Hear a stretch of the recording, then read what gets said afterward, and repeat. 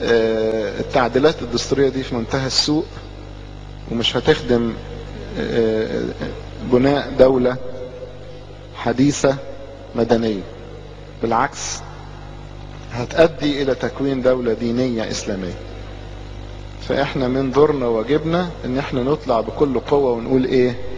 لا، ارجوكم تقولوا لكل اصدقائكم قرايبكم كبير وصغير بعيد وقريب، يعني ليكم قرايب في الصعيد، قولوا لهم بالتليفونات كله يخرج يوم السبت ويقول لا.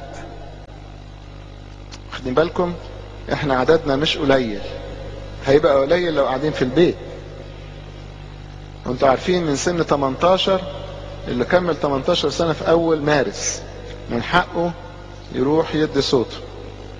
شوفوا لو حصل ان اتقال على التعديلات دي نعم، في الحالة دي هيبقى في رئيس جمهورية في ايده سلطات واسعة جدا، نفس زي ما كان مع حسني مبارك. السلطات دي بتخلي لو هو ملاك هيتحول لديكتاتور، في ايده كل حاجة.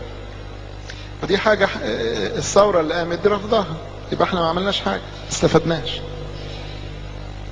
ونمرة 2 هيبقى الانتخابات هتيجي بسرعة، محدش جاهز ليها غير الاخوان المسلمين بس، محدش جاهز. انتوا سمعتوا عن احزاب طلعت؟ لسه كله مشاريع مشاريع مشاريع، محدش عمل حاجة.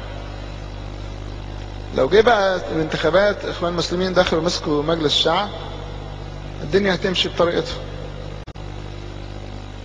بيقولوا ما احنا نعمل تعديلات وبعدين نعمل دستور. مش ضمنك بقى، ما هو مسكوا، ما دام مسكوا خلاص مش هيعملوا حاجة تاني خلاص.